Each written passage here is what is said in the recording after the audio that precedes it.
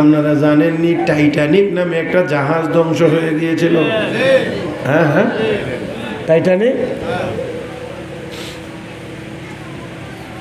এই টাইটানিক খুব সম্ভবত 1892, হ্যাঁ 90-এর দশকে আর কি।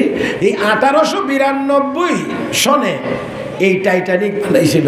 বানানোর পরে বিজ্ঞানীরা ঘোষণা দিয়েছিল পৃথিবী ধ্বংস হয়ে গেলেও আমাদের টাইটানিক ধ্বংস হবে। পৃথিবীর তখন পর্যন্ত সবচেয়ে বড় জাহাজ, ইংল্যান্ড থেকে রওনা করে আমেরিকার নিউ ইয়র্ক যাবে, প্রথম যাত্রা আটলান্টিক পাড়ি দিতে হবে। মার্কিন জাহাজ তখনও আশেপাশে অবস্থান করছিল।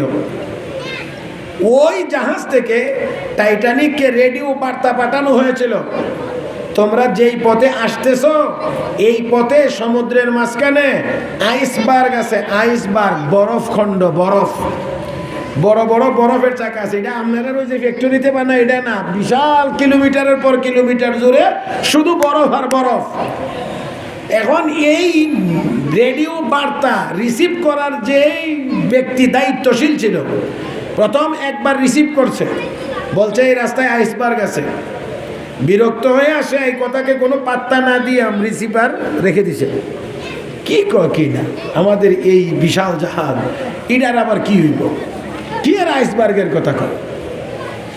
আবার একই বার্তা এবার বিরক্ত হইয়া আর রিসিভার জায়গাতে রাখছে না, আলাদা জায়গায় রাখছে, যাতে করে পরবর্তীতে আর কিরিং কিরিং শব্দ যেন না করে। কথা বুঝেন না?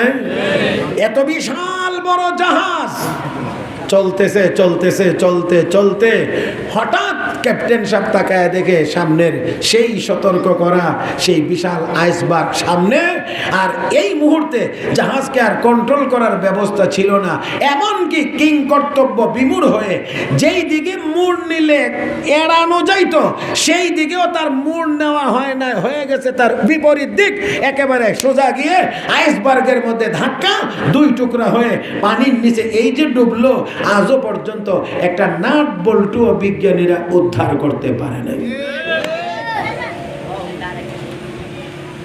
ও ভাই, তাহলে আমার বলার কথা ছিল, এত বড় জাহাজ আইসবার্গে ধাক্কা খেয়ে,